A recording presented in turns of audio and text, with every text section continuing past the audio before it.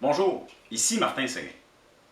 Dans le cadre de mon projet de table de chevet, je dois maintenant fabriquer une petite moulure qui va faire le tour de la table sur le dessus parce que la cliente a une machine qui s'installe dessus et qui vibre. Donc, qui pourrait tomber en dehors de la table. En mettant une petite moulure tout le tour, ça va l'empêcher de tomber. J'ai décidé de fabriquer une petite moulure qui est simplement, on dirait un goujon coupé en deux, c'est-à-dire un demi-rond, que je fais à la toupie. J'utilise un fer, naturellement le fer adéquat pour ça. Et tout ce que j'ai à faire, bon, naturellement j'ai tout ajusté en conséquence, j'ai préparé une planche et je vais passer la planche dessus, ce qui va faire que le côté de ma planche va avoir le demi-rond tant désiré.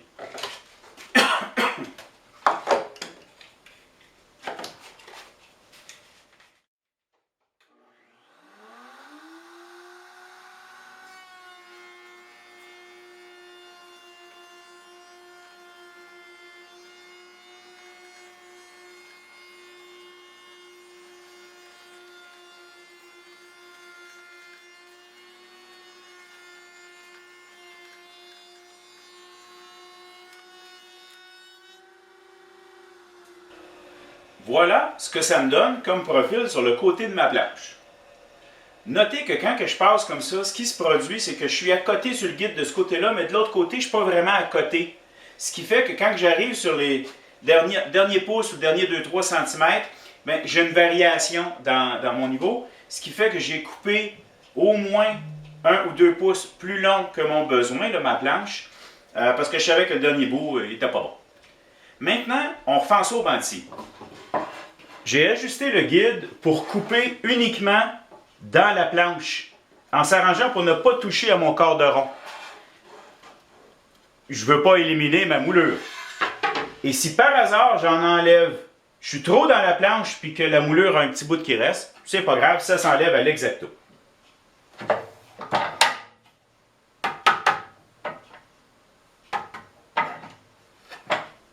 On y va.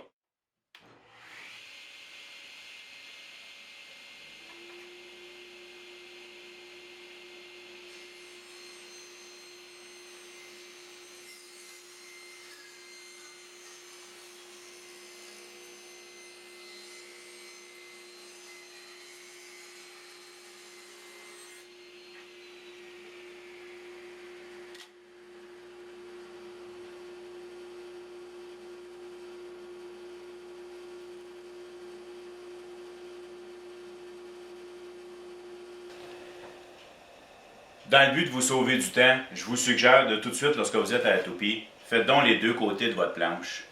Comme ça, vous allez déjà pouvoir aller refendre les deux côtés. Ça va vous sauver du temps.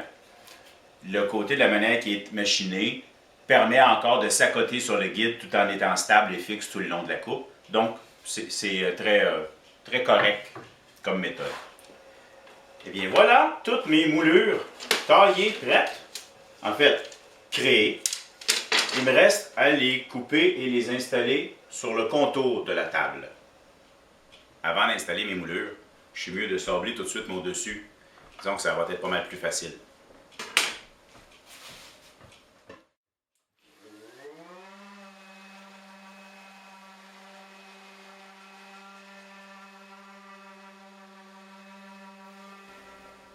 Je dois maintenant couper mes moulures pour mon dessus. C'est petit. Ce qui fait que, bon, je ne prendrai pas ma scie à onglet. Personnellement, je trouve que j'ai pas une très bonne scie à onglet, là. Côté précision, c'est quand même assez difficile. C'est le genre de... Puis en plus, notre pièce est mal supportée lors de la coupe, là. Quand c'est petit, là, ça peut casser. Ce qui fait que je vais utiliser mon banc de scie avec mon guide à onglet. Je suis sur l'impression que ça va aller mieux. Il y a probablement autant de méthodes de faire que d'ébénistes. Là, je vais commencer par installer la moulure en avant.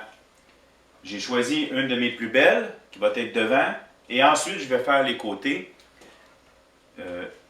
Je ne sais pas si je vais les couper et ensuite les fixer, ou la couper, l'installer et ensuite faire les autres. Je vais voir comment que je vais être capable de m'accoter pour prendre mes mesures. C'est de la coupe en 45 degrés, mais il faut être capable de s'ajuster. C'est pas parce que c'est en 45 que ça va fitter. Des fois, il va peut-être falloir que je fasse 45,2. Bon. Là, je coupe ça. Quand je coupe une moulure, pour le premier côté, je peux me permettre de choisir où je fais ma coupe. Pour l'autre côté, au niveau de la longueur, l'autre extrémité, là, j'ai plus tendance à couper un peu plus grand, l'essayer et revenir en enlever petit poil par petit poil. Donc, c'est plus facile d'en enlever que d'en rajouter.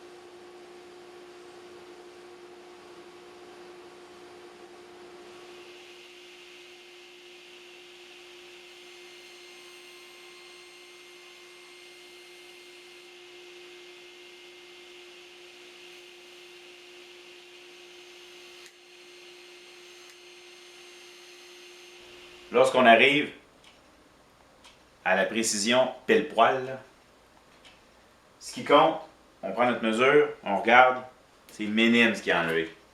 On peut faire ça avec un bloc de bois avec du papier sablé dessus et à la main, en s'assurant qu'on garde notre angle.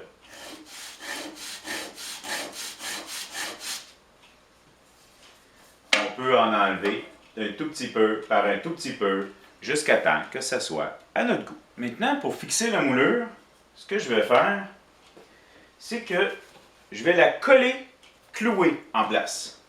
Je vais lui mettre un mince filet de colle. Je ne veux pas que ça déborde parce que ça pourrait un petit peu bousiller ma finition.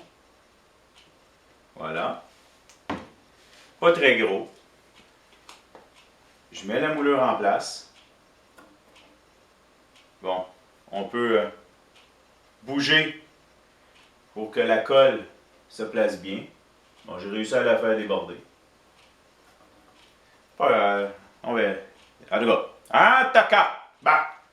OK, je place la moulure pour qu'elle dépasse à peine en avant. Comme ça, en sablant, tout devrait devenir égal. Et ça va donner l'illusion que ma moulure est dans la planche. Que la planche est dans la moulure, que la moulure est dans la planche est dans l'arbre, l'arbre est dans ses feuilles. Je cloue ma moulure en place légèrement. Cloueuse de clous, pas de tête, calibre 23 ici. Je ne sais pas si en Europe, si ça s'appelle pareil. C'est des petits clous pas de tête qui font des minuscules trous, donc c'est plus facile à camoufler. On fait toujours attention, c'est des clous qui peuvent partir là, de chaque côté. Et là, ce que je fais, c'est que j'en mets que juste 4.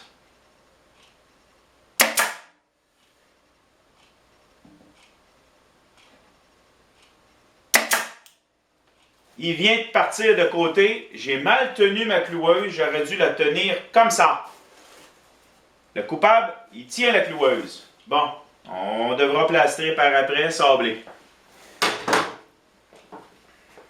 L'expérience, ça ne s'achète pas, ça s'acquiert.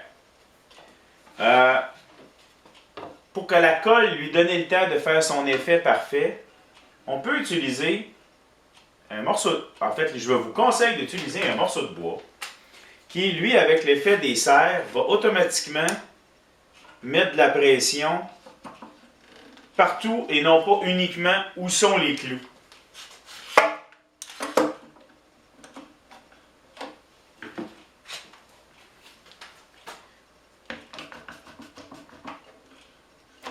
Je laisse sécher.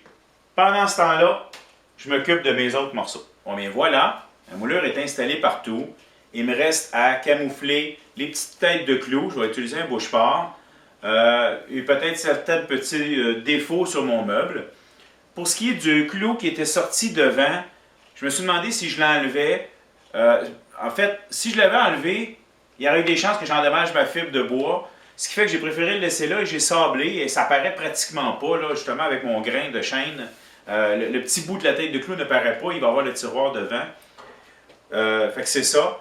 Et eh bien, il me reste juste à m'assurer que mon meuble est parfait pour la finition, qui est la prochaine étape, une prochaine vidéo. Eh bien voilà, j'espère que vous avez apprécié.